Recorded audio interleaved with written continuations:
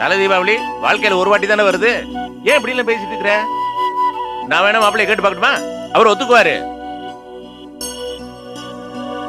என்ன யோசிக்கிற? ஒண்ணு இல்லப்பா. அவர் வந்து நானே கேட்கவா? அப்பா நான் பேசிக்கிறேன், நான் பேசுறேன். சரி நீ ஏன் பேசு. நீங்க போய் படுங்கப்பா.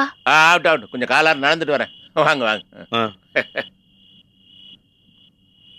என்ன சரோ, உங்க அப்பா ஏதோ சொல்ல வராரு, நீ தடுக்கிற, என்ன விஷயம்?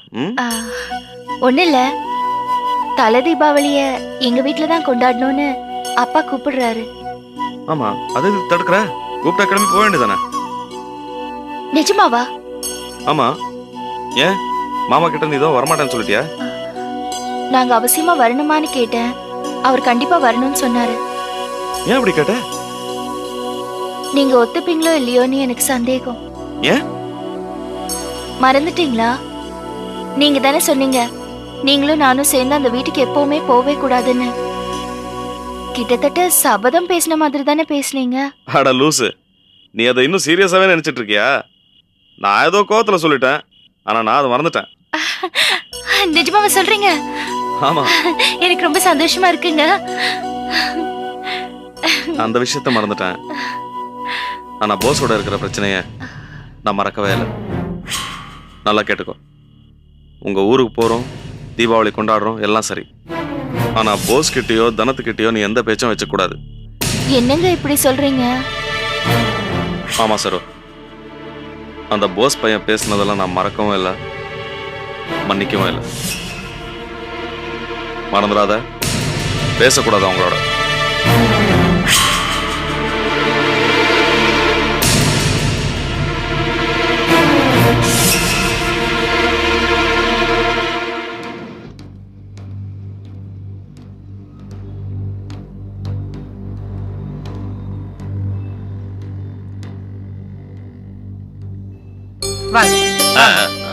என்ன மாணிக்கம், சீக்கிரம் வரேன்னு சொல்லிட்டு இவ்வளவு லேட்டா வர? கிளம்பி வரணும் இல்லம்மா, கொஞ்சம் டைம் ஆக தான் செய்யும். வாங்கப்பா, உட்காருங்க. நீங்க எப்ப வந்தீங்க? இப்பதாம்மா நேர மாப்பிள்ளையோட லாரி கம்பெனிக்கு போனேன்.